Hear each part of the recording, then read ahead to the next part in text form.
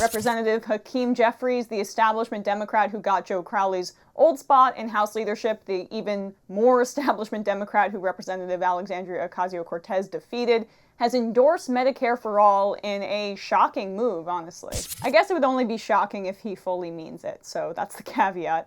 Jeffries is the Democratic House Party chair, which is widely seen as a stepping stone to the speakership, so if Pelosi does choose to retire at some point, Jeffries is one of the 2 or 3 options to replace her. That spells good news for Medicare for All, now that he's endorsed it, with a lot of cynicism, though. If you recall, Jeffries narrowly defeated Barbara Lee 123 to 113, the more progressive choice, for this position, and there was a lot of anger among the progressive base about it, rightly so, because Barbara Lee seemed to be a shoo-in until the establishment scrambled behind Jeffries at the last minute. He eked out a victory against Lee, who's long been a leftist, anti-war stalwart in the party. And the reason people were concerned about Hakeem Jeffries was because of his role in the Democratic establishment's fundraising machine, which has been problematic for decades. A protege of Joe Crowley's, Jeffries is heavily backed by big money and corporate PACs. Less than 2% of his fundraising comes from small donors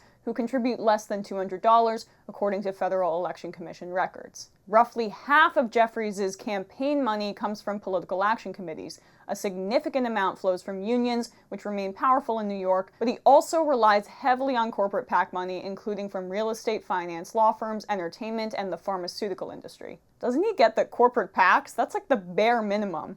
Even the most conservative Democratic candidates running for president right now aren't taking corporate PAC money.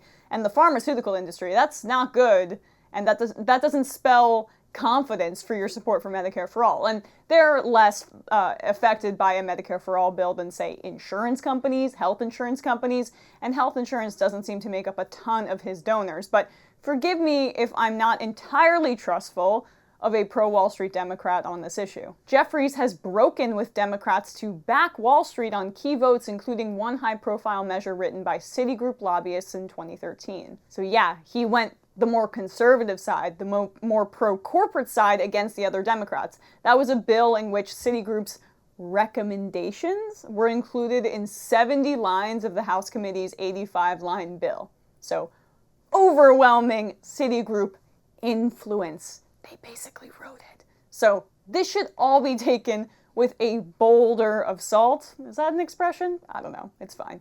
But it's still progress. Look, I'm not going to throw the baby out with the bathwater. Again, I'm really throwing all these expressions at you, and I'm not even confident in them.